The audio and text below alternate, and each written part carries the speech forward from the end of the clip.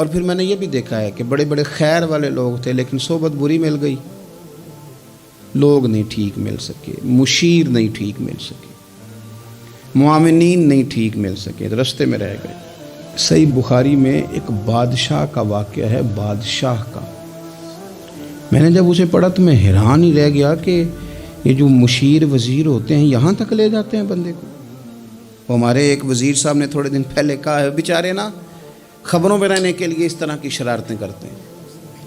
اس کی وجہ یہ ہوتی ہے کہ ملک کا نظام تو چلتا نہیں، تو پھر وہ چاہتے ہیں کچھ لوگوں کو ادھر الجھا دو تاکہ وہ اصل سے ان کی توجہ ہٹ جائے۔ انہوں نے کہا جی قائد اعظم اسلامی ملک نہیں بنانا چاہتے تھے، تو کون سا بنانا چاہتے تھے؟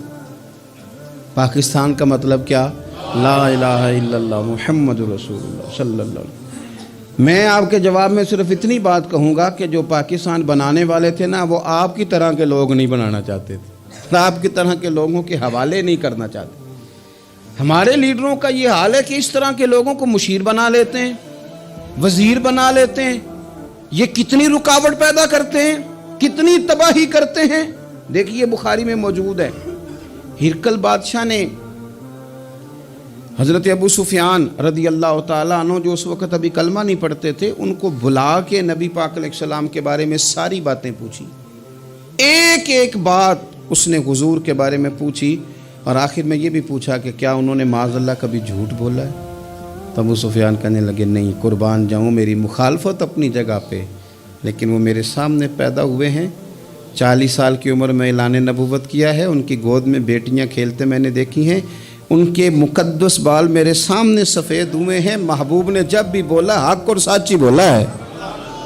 اس کی نا طبیعت میں دین اتر گیا بادشاہ کی۔ اس نے اس کے جواب میں بڑا خوبصورت جملہ کہا، کہنے لگا جس نے بندوں سے کبھی جھوٹ نہیں بولا، وہ یہ جھوٹ کیوں بولیں گے کہ میں اللہ کا رسول بن کے آیا۔ اس کی طبیعت تسلیم کر گئی کہ نبی پاک علیہ الصلوۃ والسلام سچے اور آخری نبی ہیں، اور اس نے اظہار بھی کیا، کہنے لگا مجھے یہ تو امید تھی کہ اللہ کے آخری محبوب علیہ السلام اپنی شانوں، عظمتوں، رفعتوں، بلندیوں سمیت تشریف لانے والے ہیں، پر یہ نہیں پتہ تھا کہ وہ اہل عرب میں سے آئیں گے۔ اس نے کہا میں جلدی سے حاضر ہو کے نا حضور کی اطاعت قبول کرتا ہوں۔ لیکن بادشاہ تھا نا، بڑا آدمی جو ہوتا ہے نا، وہ اپنے ماحول کو ذرا تھوڑا ساتھ لے کے چلنا چاہتا ہے۔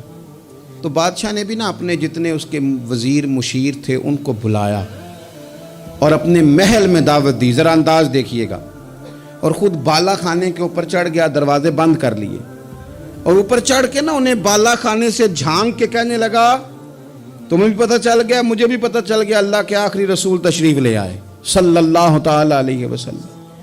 اب میرا خیال ہے کہ ہماری اور تمہاری بہتری اور بقا اسی میں ہے کہ ہم بیٹھے نہ رہیں، جلدی سے جا کے محبوب پاک کے دامن کو تھام لیں، حضور کی فرما برداری قبول کر لیں۔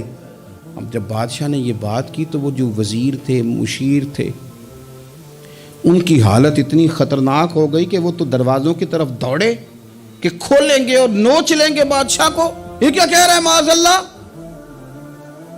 اس قدر زیادہ ان لوگوں نے اظہار کیا استغفر اللہ معاذ اللہ دین سے دوری کا۔ جب بادشاہ نے یہ کیفیت دیکھی نا، اوہو، بندے دیکھ کے رب رسول سے دور رہ گیا۔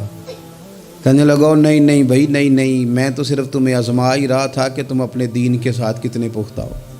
ہم نہیں کہیں بھی جا رہے، ہم یہیں رہیں گے، یہی ہمارا دین رہے گا۔ ان وزیروں نے، مشیروں نے، دوستوں نے، قریبی لوگوں نے رسول اللہ کی غلامی میں نہیں آنے دیا۔ اتنا برا اثر کرتے ہیں یہ مشیر وزیر، اتنا خوفناک حال کر دیتے ہیں انسان کا قریب رہنے والے لوگ کہ سامنے کرم کا دریا بہہ رہا تھا، لیکن اس کی بدقسمتی دیکھو، وہ دور اس لیے رہ گیا کہ اس کے دوست ٹھیک نہیں تھے، مشورہ دینے والے ٹھیک نہیں تھے، قریب رہنے والے ٹھیک نہیں، یہ دور رہ گیا۔ اور نجاشی کلمہ پڑھ کے محبوب کا مسلمان ہو گیا۔ اور حضرت عائشہ صدیقہ فرمایا کرتی تھی نجاشی وہ خوش قسمت مسلمان ہے کہ جب وہ دنیا سے گیا تو اس کی قبر سے بھی نور نکلا کرتا تھا۔